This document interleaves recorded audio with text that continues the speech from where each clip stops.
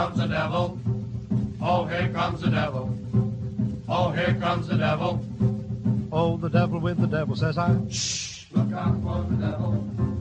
Look out for the devil. Look out for the devil. Oh, the devil with the devil, says I. You're so afraid of old man Satan. Now, why don't you stop your hesitating? You're gonna be a long time dead, so the devil with the devil, says I. You're always giving me the dickens, telling me that life's no easy pickings. But just as long as I have fun, why, the devil with the devil, says I. You can have your social teas and bingo for your fun, but the things I like to do, you stop me one by one. Now even if you make me stronger, that ain't gonna make me live no longer. So even if I go to shh, the devil with the devil, says I. Look out for the devil, look out for the devil. Oh, the devil with the devil, says I.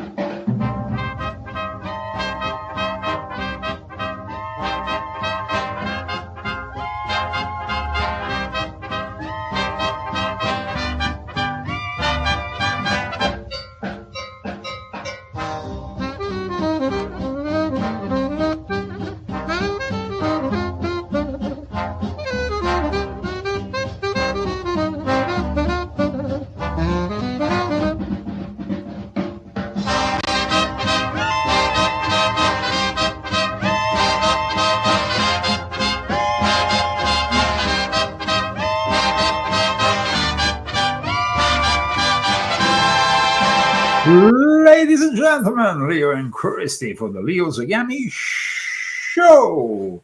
Here we are live from Palm Springs, California, September 27th of the year of the Lord 2025. Broadcasting live on Facebook, YouTube, X, Rumble, BitChute, and then we will have band-up video adding up to all these platforms where we are constantly trying to reach more and more people. However, we have been shadow banned and censored for a long time. They're talking about Jimmy Kimmel censorship. We had 70 channels removed during the Biden president administration. Crazy stuff. I think they know that now. I know, but it's You just keep reiterating. I know, but it's just insane. Everybody gets upset about Jimmy Kimmel. Nobody gets upset about Leo Zagami, of course. But we want to thank, first of all, people who make possible this broadcast. Aside from the people who purchase my books and Christie's books, we have some sponsors. Who are they, Christy? Malgazada Minta and Fetty Tababi and Evelyn and Daniel. Okay, thank you so much. Actually, we would like to thank you with our pixel style applause.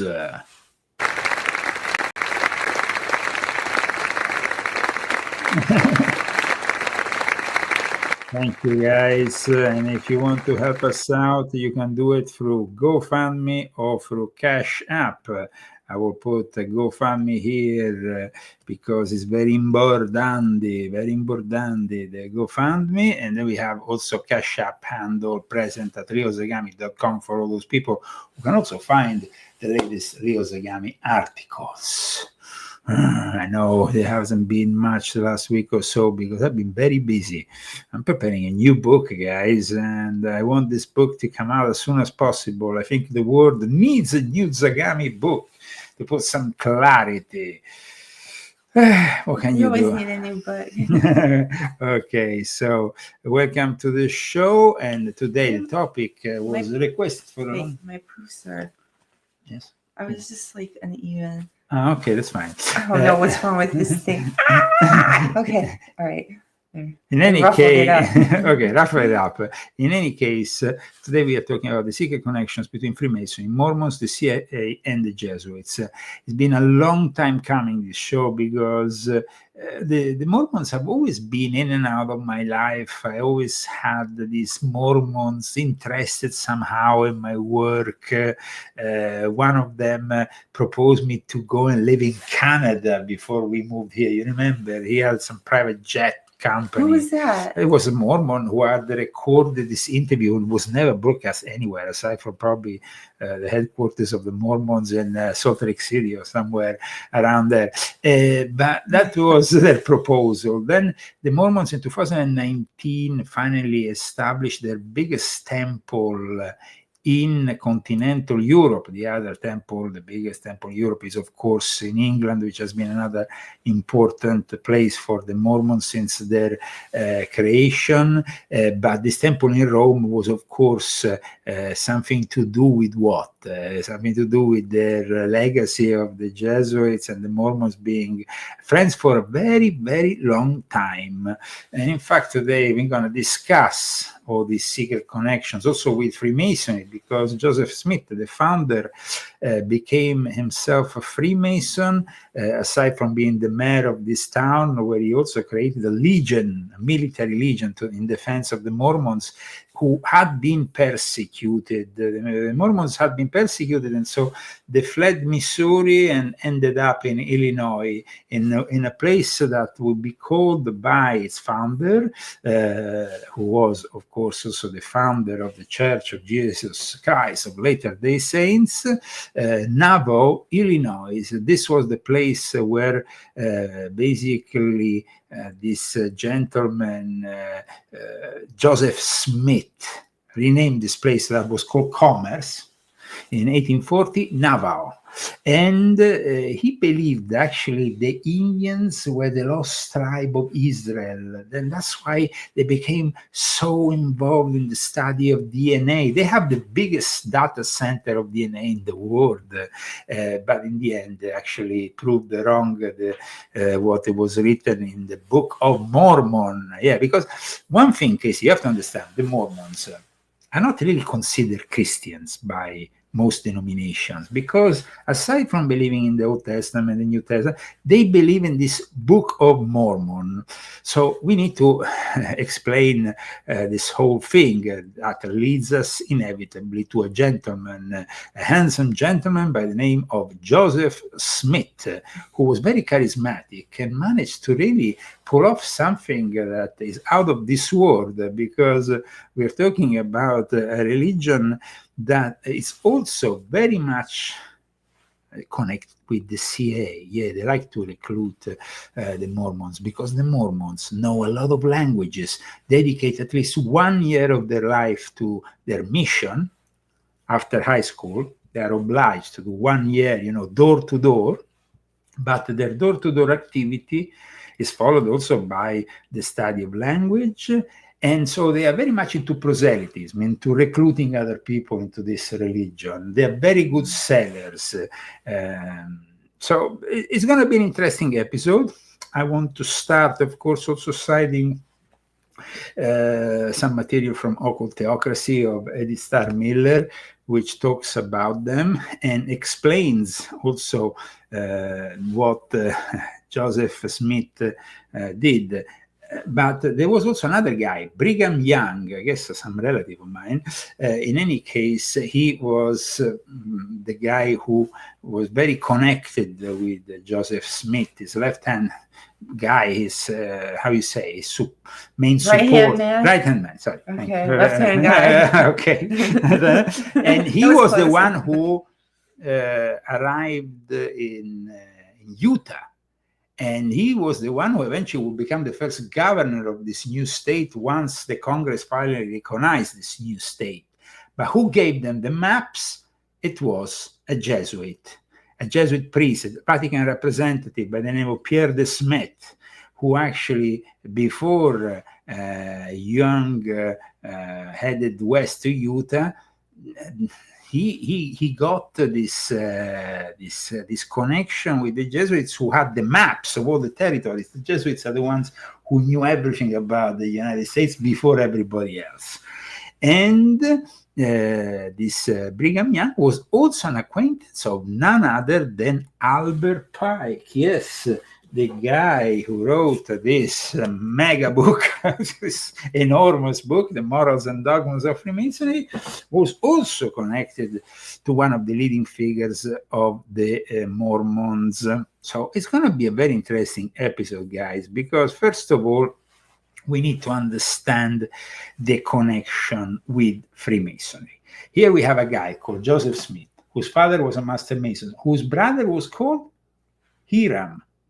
Oh, really? So he actually was brought up in, some people say, oh, he came from a very modest family, blah, blah, blah. Yeah, but the father was a Master Mason. The brother was called Hiram. No, I mean, for those who know, of course, about the first 3 degrees of Freemasonry, Hiram Abiff is a fundamental figure in the allegory that drives forward and elevates eventually the Master Mason. So I think that there is a very intense connection, but then also there is a connection with the rituals of the later day saints, because in Nabo, Illinois, when he actually got initiated, first of all, they arrived there after being kicked out of somewhere else. So there was first a little bit of a persecution.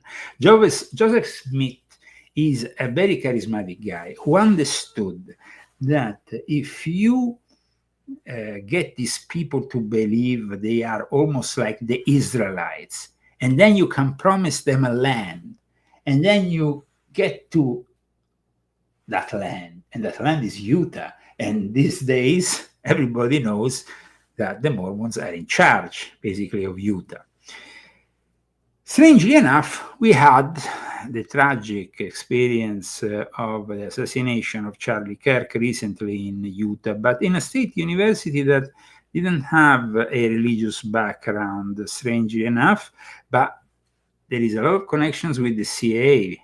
The Mormons, like I said, are very much connected with the CIA. So somebody said Hiram gathered the material for the temple. He did not build it. He was the master builder of the temple. That's what Hiram Abiff was. He might have not been, but he was the master builder. He was in charge. That's why you have Hiram Abiff so prominent in what is in particular the 3rd degree of Freemasonry, of course, is all built around him. But let's move forward, because today we are talking about Mormonism, the Church of Jesus Christ of Latter-day Saints. It's not about, for the Mormons, it's not about founding a new religion. It's about rediscovering and putting back into place what they claim was the original form of Christianity. Now, this is an interesting subject because in reality, it was already Adam Weishaupt who attempted to do something like this, claiming he was bringing back an original form of Christianity. And then we had the Freemasons who were bringing together all this stuff that was like Gnosticism, kind of was revamped by Freemasonry. Hiram was a Mormon. No, what I'm saying is that the brother of Joseph Smith was called Hiram. And that's because the father was a Master Mason, the father of Joseph Smith. So Joseph Smith was born within Freemasonry. And what happened was, because of course, the church of the Mormons will not tell you the whole story. So today I want to give you the whole story, not just because at one point there was a clash between Freemasonry and the Mormons that led to a prohibition in Utah for Mormons to become Freemason until 1984. So it wasn't always like today, the Grand Secretary, former Grand Master, is actually a member, is a bishop of the Mormons. Things have changed. And now in fact, this is the way, the official video by the Mormons that talk about their founder and how he was a Freemason.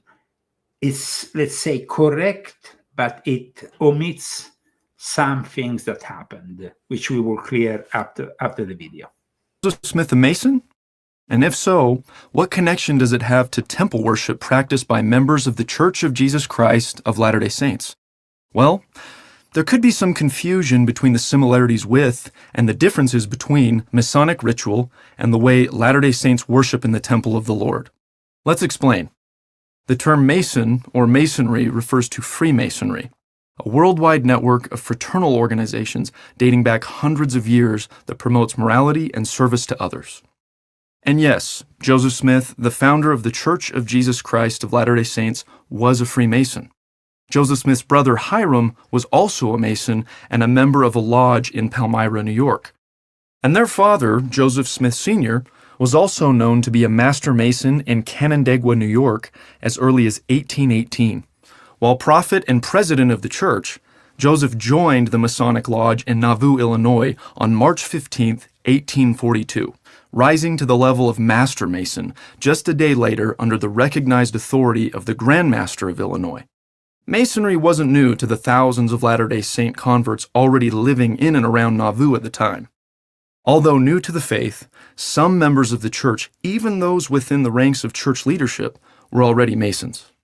Eventually, over 1,500 members of the church were listed as Freemasons in Nauvoo alone, more than in all the rest of Illinois.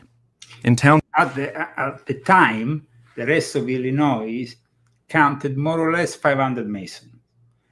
And this became also a threat to the majority of lodges in Illinois when they saw that one little town, which is really in the middle of nowhere, because this place is very difficult to reach still today.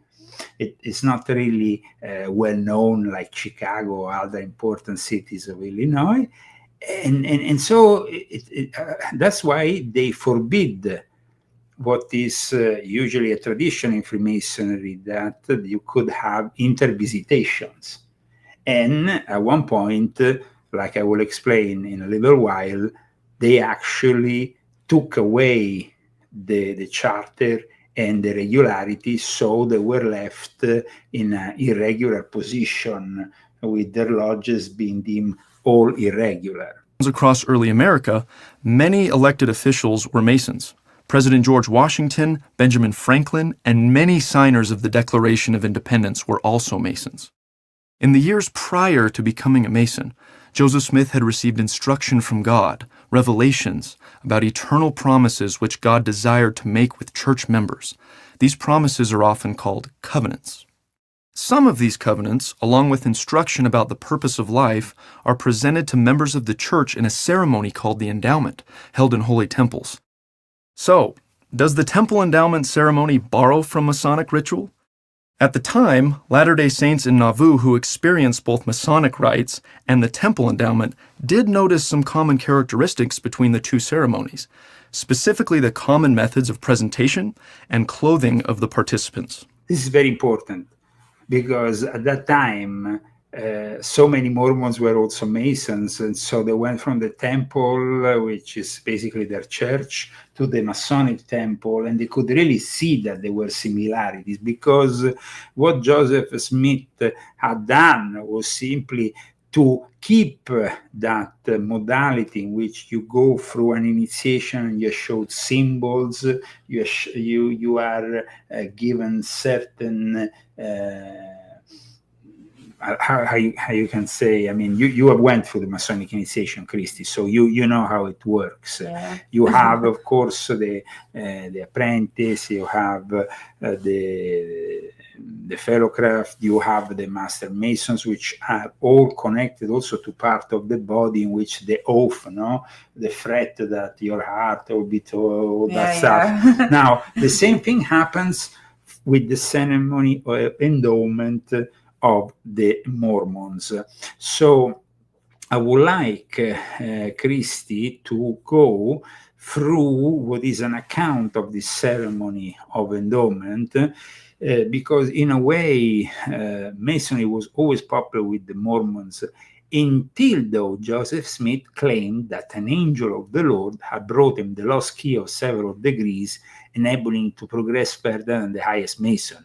At that point, the charter also of the Mormon Lodge was taken away from the Grand Lodge of Illinois, and it started this fracture, this between Freemasonry and the Mormons that, like I said, lasted until 1984.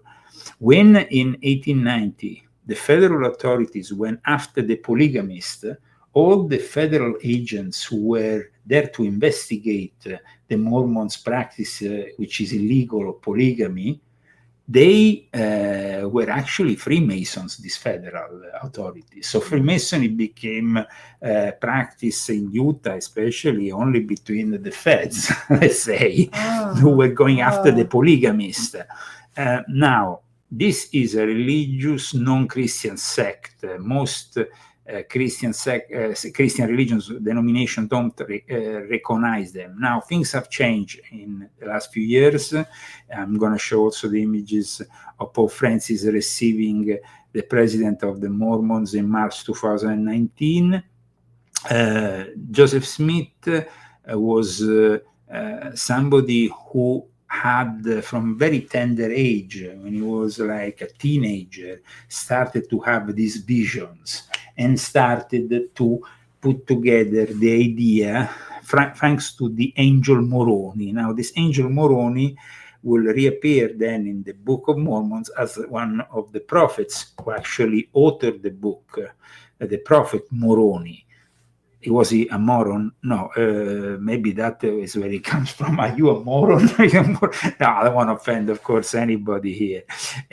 But let's remember instead the connections with the Freemasonry are many.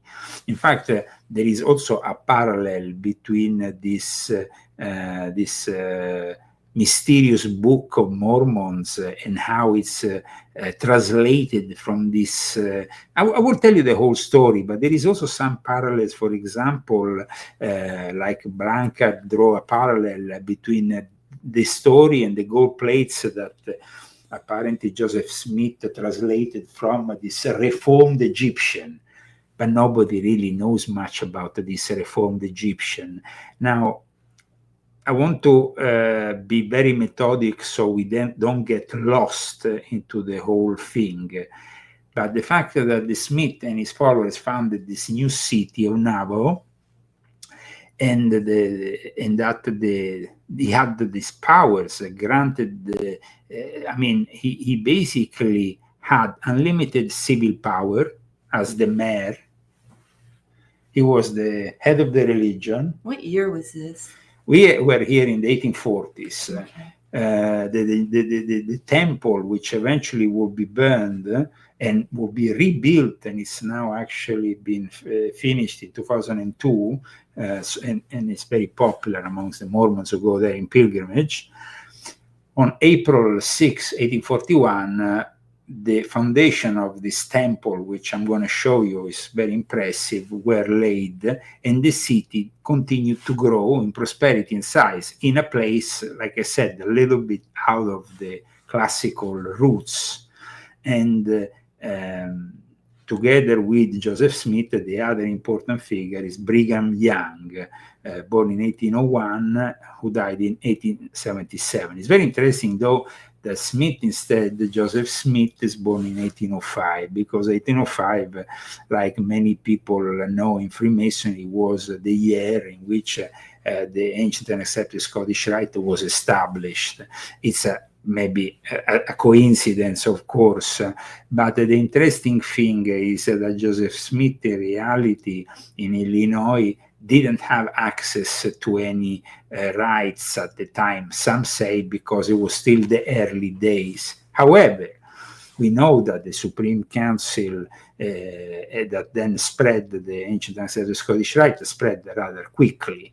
However, Smith moved with his followers after he was persecuted in Missouri. In Missouri, him and his followers were banned, and the ban went on until like into the 70s of the last century. I mean, it was like lifted only, I think, in 1976 or something. So he was pushed out of Missouri. It was after the collapse, let's say, of this church, and at that point they went to Nauvoo, Illinois, and that's where he grew this town to become the second largest city at the time. And he even launched a presidential campaign at one point. Really? With Brigham Young. He launched, I mean, the guy was, he founded the Legion, military legion, so he had his own militia, and he was campaigning to become president of the United States of America. So imagine that. I mean, the guy was very ambitious. Here is the campaign for president. Oh my God. It's quite incredible, huh? I have to pee my hair. Sorry. Okay. So here we are with somebody who had some very ambitious ideas. And he wanted to also bring Freemasonry to this new town. Initially, the Grand Lodge of Illinois was very skeptic. He said, who are these people? We don't know them. They could be just people that were thrown out of other lodges around America, so we're not going to give them anything. However, on May 3rd, 1842, Joseph Smith enlisted a few men to prepare the space in his red brick store in which the Nauvoo Masons met, preparing to giving a new ceremony, the ceremony of endowments to a few elders. This endowment ceremony is very similar to the Freemasons, the way it moves. And these new saints of the Mormon religion experience, like I said, both the Masonic rites and endowment acknowledge the similarities. And so that, of course, there was very much an inspiration, but they thought maybe because Freemasonry as an ancient origin is holy and is divine, so they never really argued about the similarities. The emphasis on the similarities between the teaching styles and outward forms of Masonry in the temple endowment obscures maybe the beginning of this religion, but the Masonic ceremonies, as we know, they promote self-improvement, brotherhood, clarity, fidelity. They want a better society. This is a religion instead. This is a religion. So it's a different, the realization is supposedly different. Now, he managed, though, after being the Grand Master at the time, a certain guy called, I think it was called Jonas, decided to grant him the possibility of recognizing the first lodge in Nauvoo. And was so in a very short time after there was the dispensation for the foundation of this Nauvoo lodge, they founded 5 lodges, and they reached a number of 1,492 Masons. And this is incredible because in the whole of Illinois there were 400 Masons, 440. So, and there was also the strange thing was that the Grand Master of the time recognized Joseph Smith on site to be a Master Mason. He had to go through the enter-apprentice initiation, but the day after he was already a Master Mason. He was elevated Master Mason.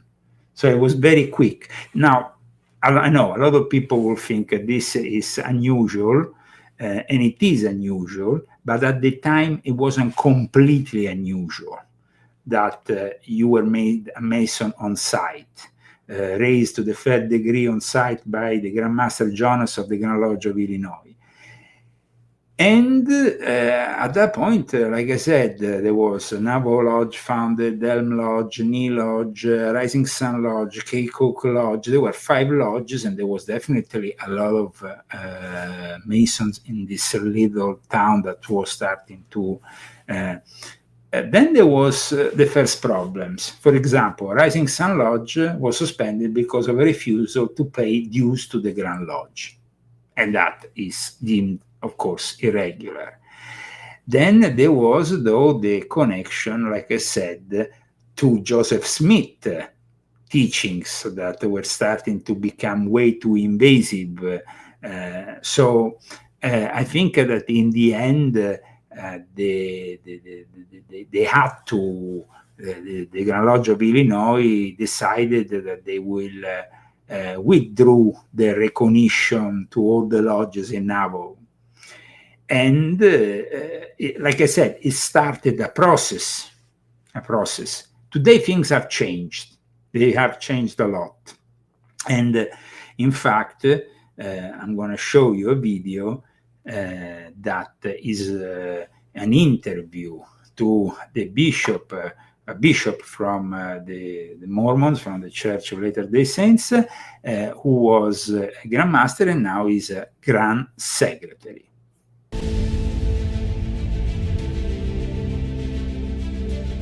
Only a few blocks away from the Latter-day Saint Temple in downtown Salt Lake is this building, the Masonic Temple of Salt Lake. Masons are a kind of mysterious organization that not very many people know very much about. You probably only heard of them in movies like National Treasure. But the Masons are an organization that goes back centuries, at least as early as the 1300s, where we have the first records. A number of the founders of the United States, like George Washington and Benjamin Franklin, were Masons. And it's a fraternal organization where men come to buildings like this, where they enter into ceremonies where they promise to assist each other, to help each other, and the motto of Masonry is to help make good men better. Latter-day Saints in the 1840s had suffered serious persecutions. Some of them were former Masons, and they felt like if they connected with the Masons, they might have some friends that could help them out if they got in trouble. And today, we've got the rare privilege of going inside the Masonic Temple, where we're going to film a tour and find out a little bit more about the Masonic fraternity.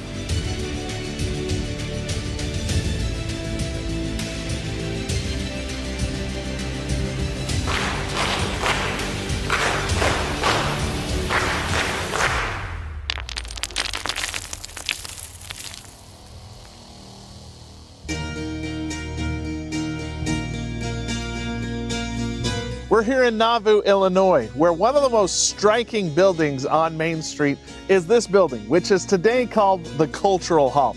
This was used for a lot of things back in the 1840s when the Saints were here, but the name that it was probably most commonly called back then was the Masonic Lodge.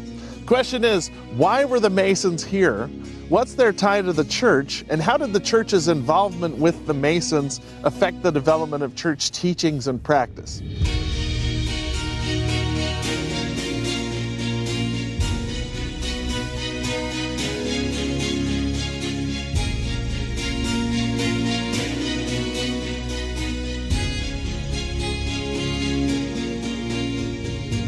Here on the 3rd floor of the Masonic Hall is where the Masonic Lodge met. They would have performed the ceremonies carried out with Masons.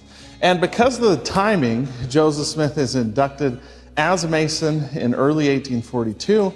In May of 1842, he introduces the Temple Endowment.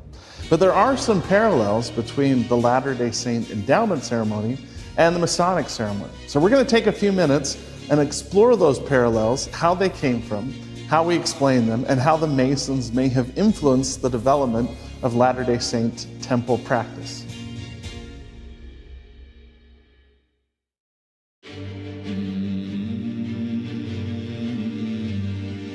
Some Masons think their practices descend from Solomon's Temple, others from the Knights Templar. But many Freemason scholars point to Masonry beginning in the 13th century, when stonemasons created guilds. We know that Joseph Smith's brother, Hiram Smith, was a Freemason early on, and that Joseph Smith joined later on. This is an exciting opportunity we have, not just to learn about Latter-day Saint history, but also Freemasonry in general.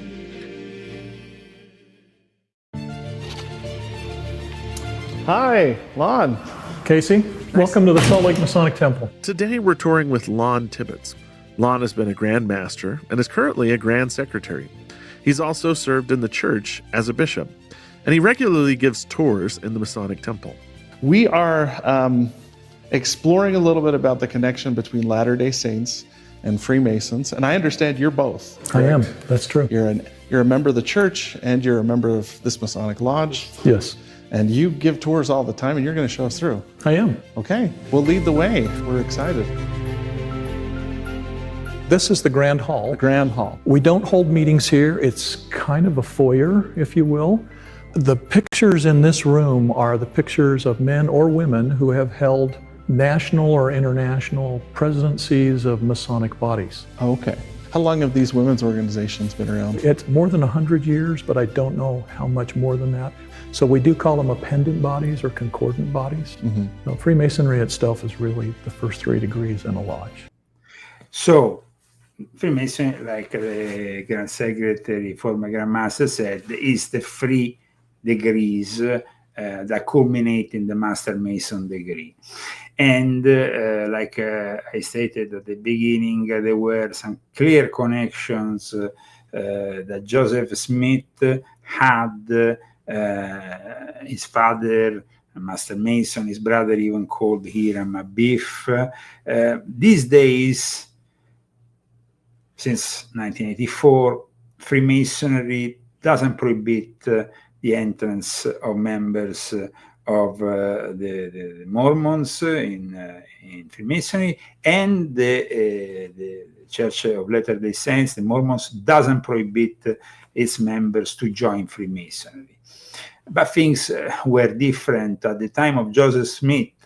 At one point, when he was actually killed, he apparently used a classic sign of distress used by the Mason in hope that his adversaries will recognize that he was a Mason. So he was very much somebody, he said, "Oh Lord, my God," and it's apparently this is a statement that Masons know can be used, the widow's son, it's a context that basically Smith wanted to use this Masonic signal, but unfortunately for him, it didn't work out. There is various accounts, of course, of what happened.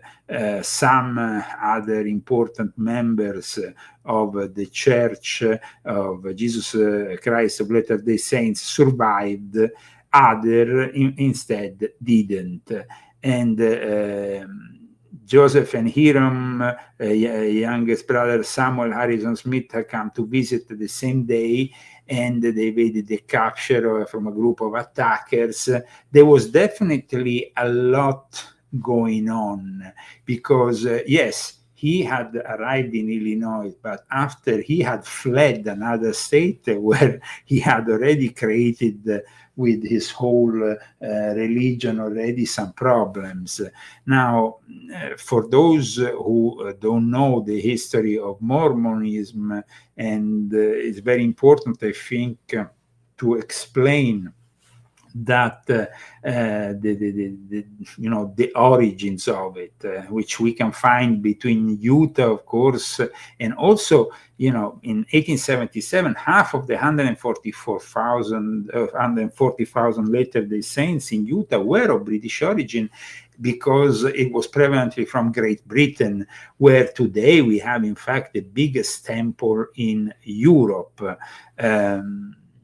But Freemasonry is, of course, something that has had a very particular relationship. Today, we find the Shriners with their most important pediatric hospital in Salt Lake City that produces, it's considered one of the marvels of the Shriners, who, of course, are themselves let's say not an appendant body, but a paramasonic order that draws from Freemasonry. So here we are in a situation in which Freemasonry is something so distant for many people from Christianity. But for Joseph Smith, that wasn't the case. They acknowledge parallels between Masonry and the temple ceremony as given to Joseph. Based on their experience with both, they concluded the temple ceremony was of divine origin. And consider that the ideas within the culture that surrounded Joseph Smith frequently contributed to the process by which he obtained revelations from God regarding the temple endowment, as well as other subjects. Not surprising, since God uses many means to inspire his prophets and help them receive revelation. The temple ceremony was not an imitation or copy of Masonry. It was revelation from God. Yes, the presentation methods may have parallels to Masonic ritual, but the content of the instruction, the covenants and truths introduced by Joseph Smith as part of the endowment, were revealed to him prior to his encounter with Masonry.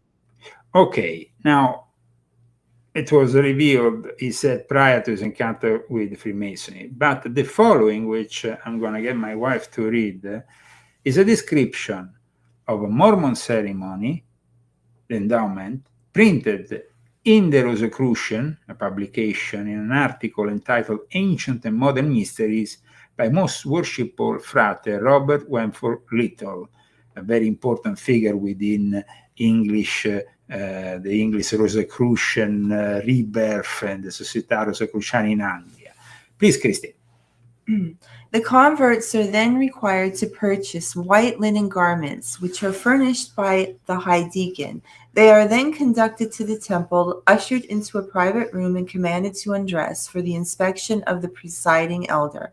This official, after a minute examination, clothes the neophytes in the linen robes or garments of endowment and conducts them into a large room which is divided by white screens into many small compartments. Each neophyte enters one of the compartments and is ordered to take off the endowment robe and to step into a long coffin-shaped tin bath. The elder then pours water upon the naked victim, blessing each member of the body as the water touches it. The brain to be clear and strong, the eyes to be bright and sharp, the ears to be quick to hear, and so on down to the feet. This ceremony being performed upon all without distinction of sex. A new name is then given to each convert by the elder, who commands them to arise and follow me. A magnificent garden full of exquisite fruit trees is the scene of the next ceremony. The candidates are still in a state of nudity, which represents primeval innocence. Let's go on. And the temptation of our first parents is the subject of the next drama. The women are directed by an elder personating Satan to pluck an apple from a certain tree, and after they have tasted, to hand it to the men. Brigham Young then appears, then drives them out of the garden with a flaming sword. They return to the temple and implore forgiveness on their knees for all trespasses and transgressions, and the ceremony concludes with a benediction upon the new saints pronounced by the lips of this polygamous president. At the time, of course, this is reported at the time in which they were practicing polygamy, and Brigham Young, like we said, was a very important figure who was helped, though, by the Jesuits in gaining his new promised land, which then became what is today's Utah. In fact, Brigham Young became the first governor of Utah once the state was accepted within the Union. Please continue, Christine. Where am I? Here. Such is a brief outline of the rite of endowment, the details of this scene being as made readily by conceived of too obscene a character to be explained at greater length. So this that we're citing is, of course, a publication in a time in which certain specifics of this ritual were considered obscene. It was Victorian England, and when this was published.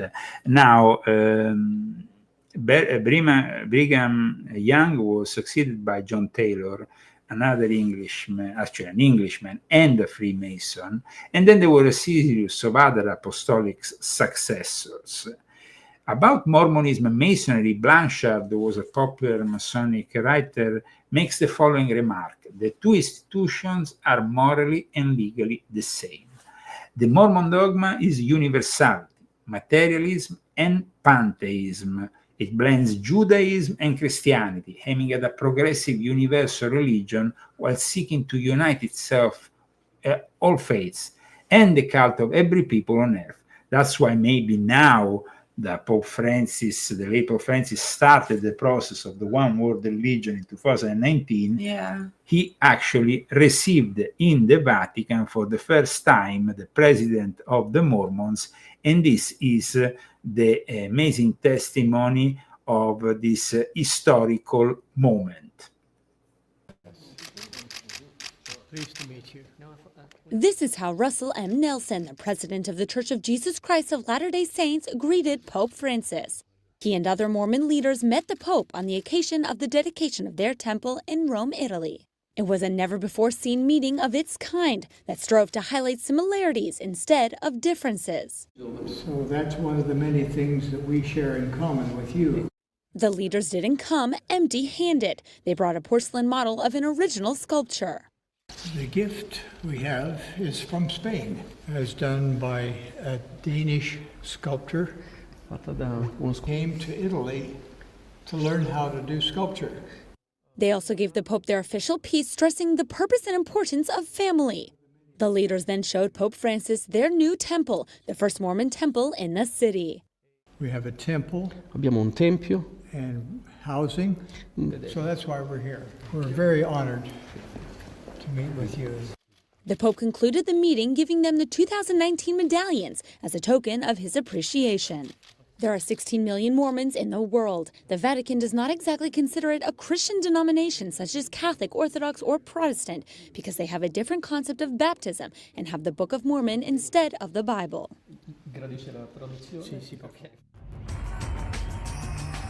Thank you for Rome Reports for giving us this great insight in what happened back in March 2019, the first time in which the Mormons also inaugurated this amazing temple in the area, the Eur area of Rome. I mean, it's an amazing temple. Really impressive. I passed through it a couple of times. Did we ever go together? No, it was inaugurated just only a few months before we left Italy, so we didn't have that possibility. But the interesting thing about this is that we all know that Joseph Smith was a polygamous guy. But there are today apologists who insist that in reality he wasn't. Because of the change that happened, within the whole Mormon setup, let's say, nowadays they actually prefer to depict Joseph Smith as somebody who actually had a monogamous take on things. Now, this is...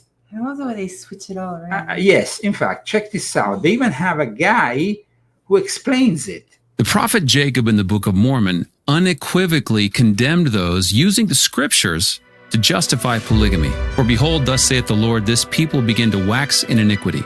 They understand not the scriptures, for they seek to excuse themselves in committing whoredoms because of the things which were written concerning David and Solomon his son. Behold, David and Solomon truly had many wives and concubines, which thing was abominable before me, saith the Lord. Unfortunately, using the scriptures to justify polygamy was not limited to the Nephites.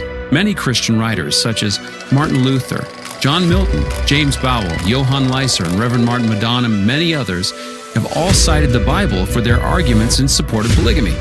So how can we know who is interpreting them correctly?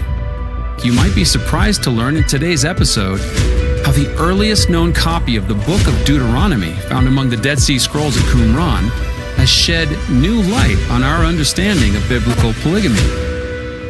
You might also be surprised to hear how almost 200 years ago, Joseph had already revealed at least 15 verses in his inspired translation of the Bible that completely changed the meaning of those verses, referring to David and Solomon's polygamy as well. We know what Joseph gave us about polygamy in the Book of Mormon, and today you'll see exactly what he revealed about some of those who practice polygamy from the Bible. This is Joseph Smith versus the polygamists. The history the historians never told you. Part 2. I never told you it's bullshit.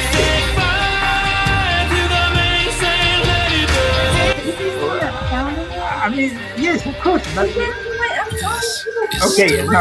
okay, listen to what his explanation is, because in his words, it makes sense for, of course, the Mormons who today are, in a way, reformed and believe that polygamy is forbidden and should have never been practiced. So they're not marrying each other anymore? Well, that happened already from the 1890s when the federal authorities prohibited everybody's the got whole like thing. 3 wives over there. Okay, let's go to what he says. The show dedicated to unsettling Mormon history. Welcome back to Still Mormon. I'm Jeremy, your host, and I'm so glad you're here. I hope for you that our time together is well spent. The response to the first 2 episodes has been amazing, and I'm humbled by it, frankly, even a little overwhelmed. I don't know if there's any other issue in Mormonism that stirs people's passions more than the subject of Joseph Smith and polygamy. And thank you so much for your comments. The vast majority have been incredibly positive, and a few have been passionately negative, and that's okay. I wanted to address just a few of the sincere questions I've seen. For example, at Jamie Andelin writes, so how do we make sense of DNC 132 and the stories of the women who say they were married to Joseph, like Helen Mar Kimball, Lucy Walker, Fanny Alger, etc.? Great question. At Kimberly Young 8756 writes, this is interesting. I'd love to know more about what you make of his dream with the angel and the sword. I feel like this video is just scratching the surface, and I'm hopeful about it all, but would love to learn more. At Nancy Bishop 6207 writes, why did President Young live it as well as many others? Also, Eliza R. Snow was Joseph's wife and was pushed down a flight of stairs, causing the loss of her and Joseph's baby. You get the idea. Lots of questions. You may have had those questions and heard those things and many others as well.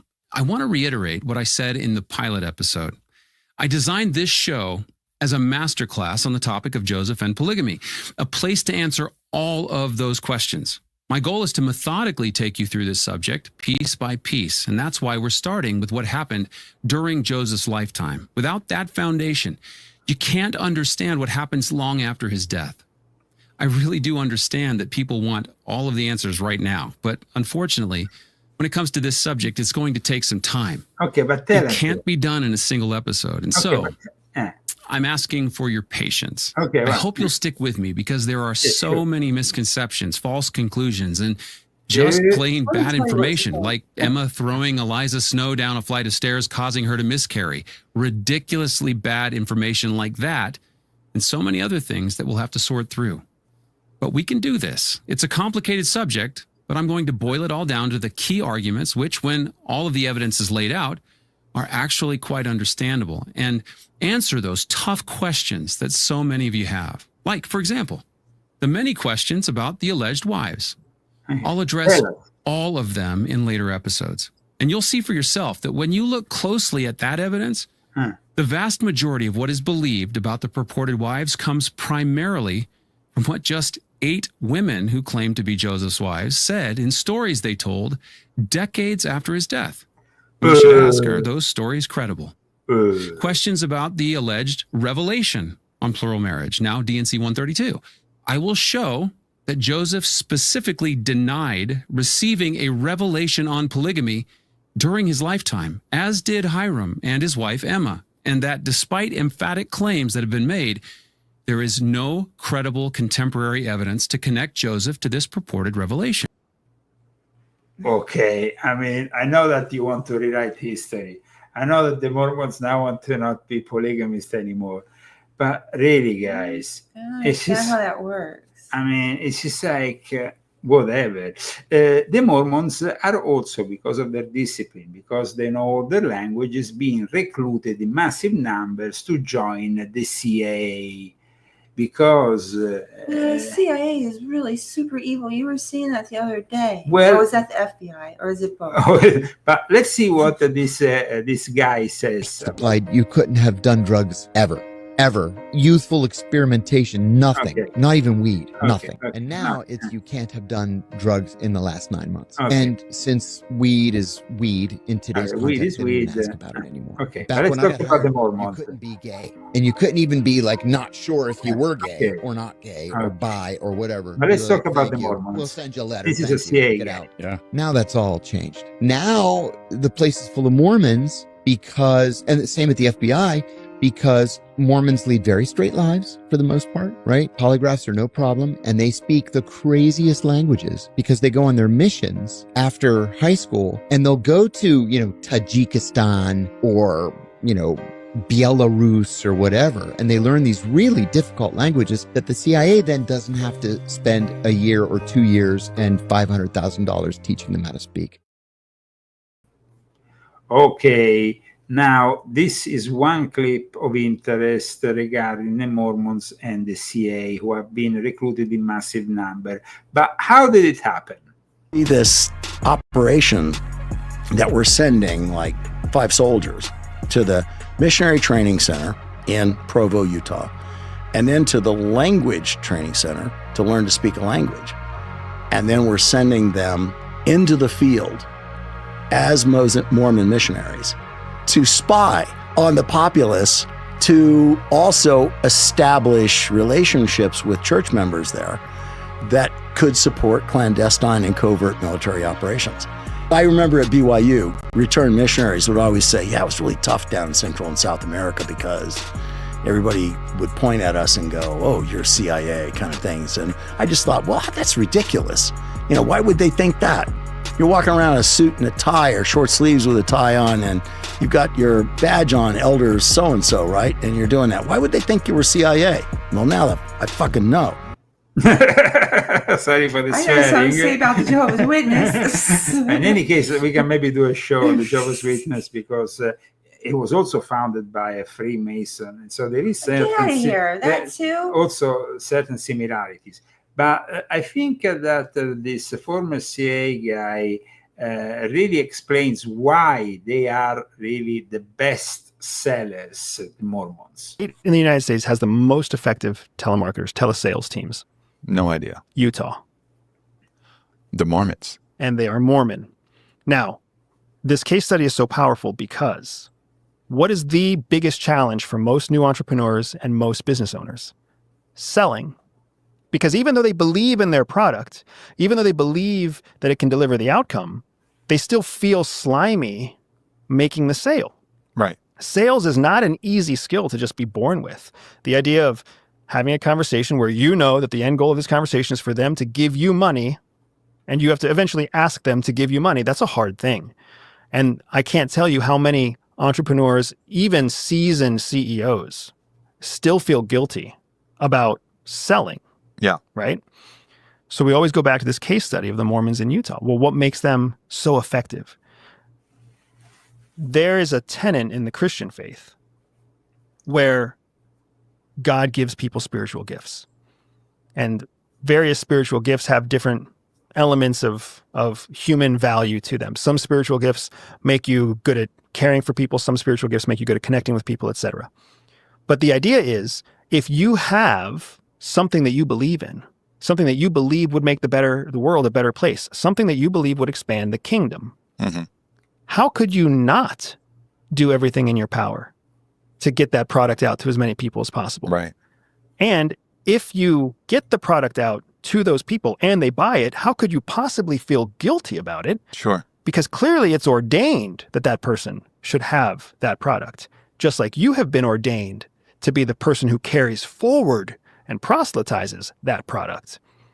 So that whole concept of it being spiritual in nature is what makes these telemarketing and telesales teams in Utah super powered, because they don't carry any of the guilt. They don't spend any calories feeling bad about what they sell. They don't spend any calories about the person who doesn't give them a chance to sell on the phone, about the person who hangs up on them right away. Because instead, they're focused exclusively on, well, that person wasn't ordained to have it. That person wasn't ordained to have it. That person wasn't. My job is to find the ordained person out there. And it completely transforms the name of the game for them. Man, this is super fucking interesting. Well, guys, it's also super funny, interesting. You're not supposed to say. I'm not You're not supposed supposed to, and I'm telling you, I'm gonna get mad. Okay, volume 12 of my confessions talks about the Jesuits. It's focused upon the Jesuits. Is the last installment of my confessions. They are the eye and the all-seeing eye on top of the pyramid, and it talks, of course, about Jesuit education. Well, imagine that Mormon students actually appreciate as the only other form of religious education the Jesuits. Mormon student, in fact, in this article explains the benefits of Jesuit education. So this should explain really, I mean, it's pretty clear now. Mormon student explains benefits of Jesuit education. And there is many connections between Jesuitism and, of course, Mormonism. So we have today, of course, scratched the surface of something. There is, of course, the whole book revealed to Joseph Smith, even through a new language, which nobody knows about, this Reformed Egyptian. I mean, I can show you a little bit of this Reformed Egyptian, and you might say, what the heck is this? Well, the Reformed Egyptian has some characters that might be similar to other things, but it's definitely unheard of. So this fantasist, but also very clever, no? In putting together these characters. This is apparently these were taken from the original golden plates that were shown to him by the angel, and then were transformed in the Book of Mormon.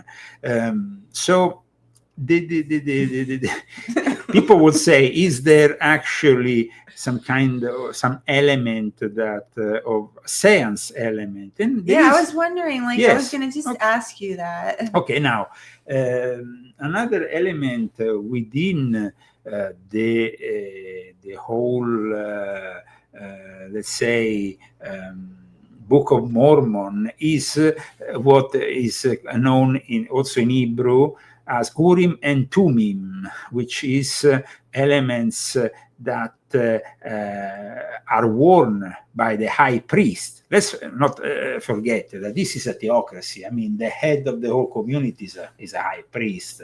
Is the president is a high priest, no? And this particular Urim, I mean, in this this high priest is able somehow to get the word of God. So these presidents, these people who are in charge of the community, of the Mormon community, become themselves, they are channeling something. And it, of course, this is very dangerous. I mean, you have definitely a element that it's bringing you, first of all, these mythical golden plates that nobody ever saw. They are reinstating, they're not bringing a new religion, they're reinstating what they claim is the original Christian religion. In 1823, Smith said he found these plates on a hill, and then these plates became the Book of Mormon. He had apparently a couple of witnesses with him, and it didn't matter that these witnesses a few years later said that the whole thing was a scam. So it's like, no, but it didn't matter at that point, because, you know, he was already, he had launched himself at a level that definitely he must have had some kind of help. So was this help demonic? Was there God in somehow helping him? Because no. Well, I mean, like I said, a lot of people don't even consider this religion to be a Christian religion. The plates, the mysterious plates with the Reformed Egyptian tongue that we don't really know what it is. And then there is, of course, similarities there with what we find, for example, in the 14th degree of the Scottish Rite, that of Grand Elect Perfect and Sublime Mason, in which the real name of God was lost till it was found by Masons engraved on a three-cornered gold plate in the ruins of Enoch. So there is some element. I mean, Joseph Smith was a Freemason. His main partner was buddy with Albert Pike. We can say that the mystery of Mormonism is in reality the mystery of Freemasonry. Like I said, when he supposedly saw these plates, the spectators of this discovery were two Mormon elders, Marsh and Sharp. But Smith and his followers founded the city of Navajo, and such were the powers and all the rest. But then, like I said, he's described by people as being living a life of treason,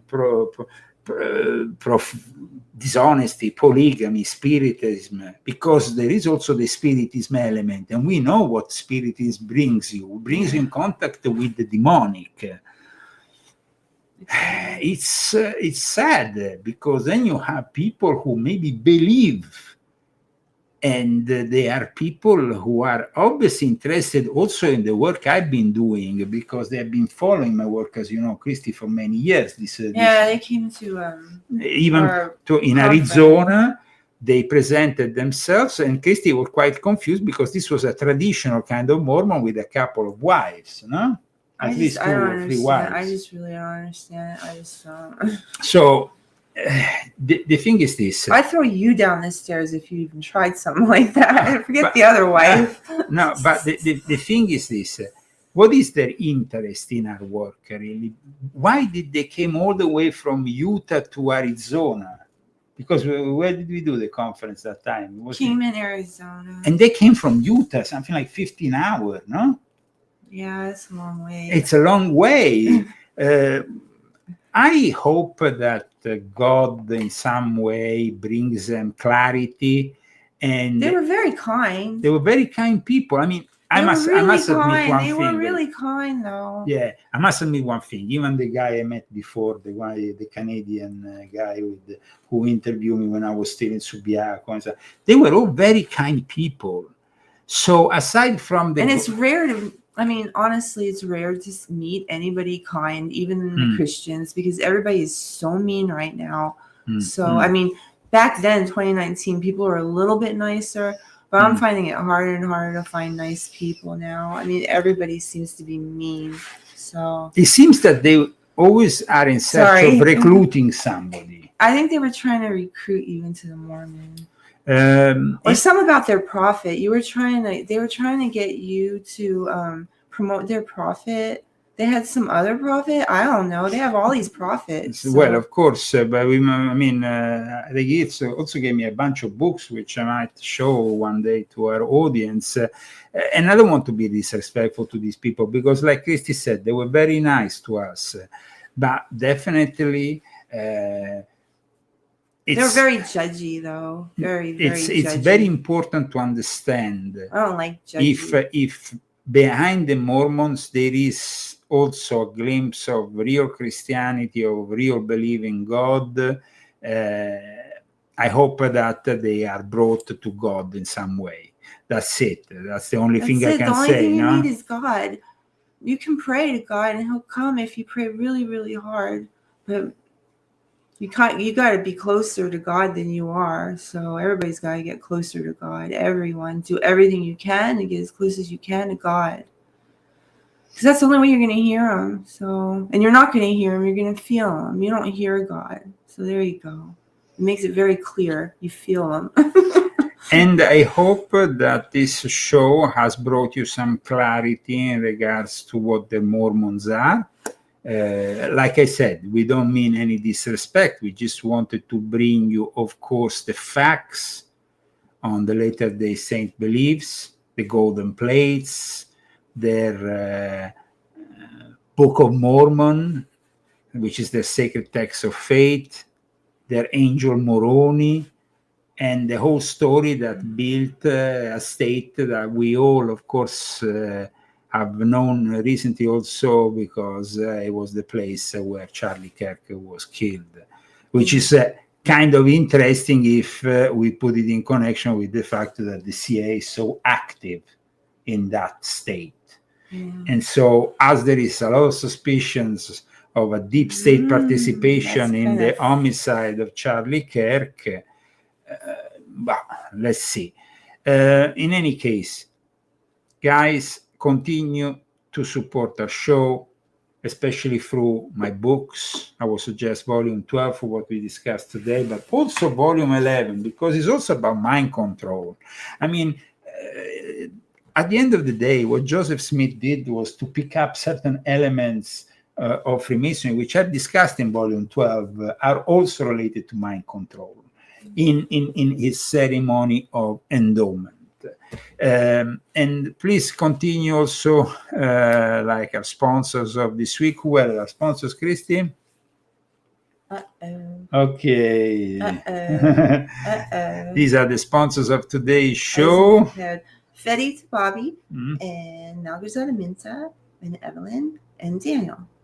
Thank you so much. And we are maintaining of course, when you write anonymous, we will only give out your name, not your surname. We totally respect your privacy. Sorry but if I didn't get it right before. I mean, if you don't even want the name mentioned, you can also specify it in the note together with your donation on GoFundMe and Cash App. Thank you so much for tuning in. It's always a pleasure, guys. I hope you like this show. Please share it on your social networks. It's the only nice people I saw all week. Thank you. Thank you, guys. You're a blessing, all of you. Thank you. Absolutely, absolutely. May God bless you every day in every way. In that time, our world has taken so many steps in the wrong direction.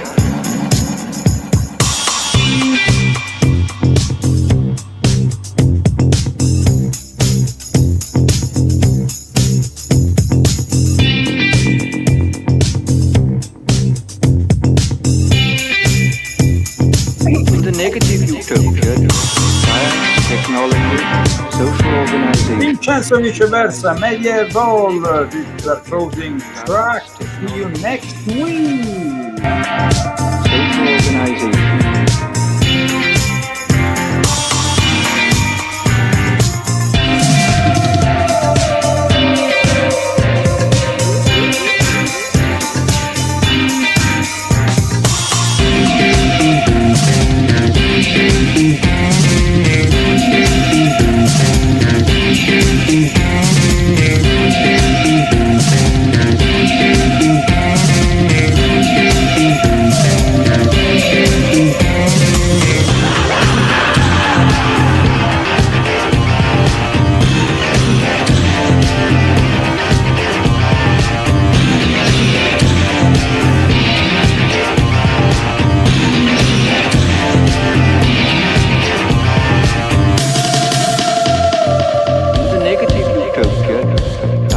Technology, social organization, dehumanization.